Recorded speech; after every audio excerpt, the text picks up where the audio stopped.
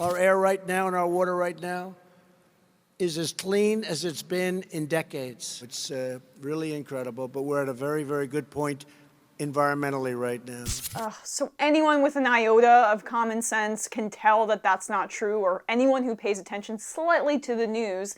But what in God's name is his explanation for this proclamation? I'm very curious. The Paris Accord would have been shutting down American producers with excessive regulatory restrictions like you would not believe, while allowing foreign producers to pollute with impunity. They were allowed to do what they were doing. But what does that have to do with addressing the water and air quality?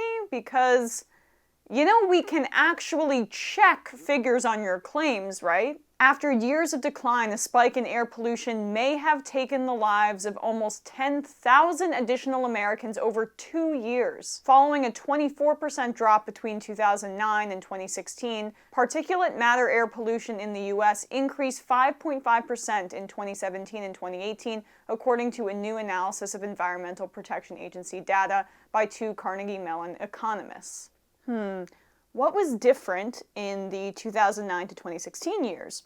Was there someone in particular who might have been president during that time that's different from the president now? I mean, a 24% drop is really significant and big, and now all of a sudden, after all of those years of dropping, we're seeing a sudden increase once again, which is, come on guys, let's be real. Like, we can't do correlation equals causation, but it's pretty obvious this is due to the exact deregulation that Trump is bragging about and claiming that it's making our air and water cleaner.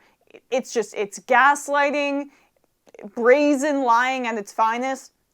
It's telling you not to believe your lying eyes, not to believe your own rationality. And when he's talking about the water being clean, like, dude, we've seen Flint, we've seen Newark, other cities around the country, which I'm sure he'll blame on black people, on Democrats, like he just tried to blame California's water issues on homelessness and got laughed out of the room, basically. So he's making the problem worse and then blaming it on other things. In September, the Trump administration scrapped the Obama-era definition of what qualifies as waters of the United States under the Clean Water Act, returning the country to standards put in place in 1986. Critics say the rollback will speed the conversion of wetlands and headwaters, which provide critical habitat for wildlife and support the nation's drinking water supply. The 2015 rule gave the federal government authority to oversee a wide array of lakes, streams, wetlands, storm water controls, and ditches that feed into larger waterways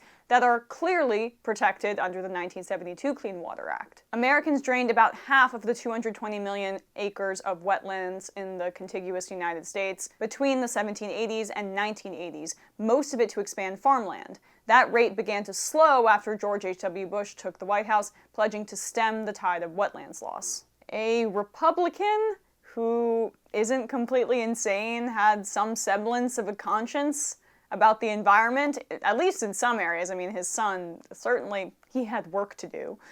Now, we have a Republican president who actively doesn't try to be curious about those things, and who purposely and brazenly put a former coal lobbyist as the head of the EPA.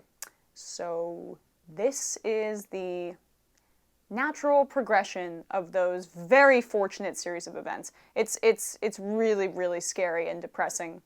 We have to act now to save our environment, and that means a progressive president in 2020.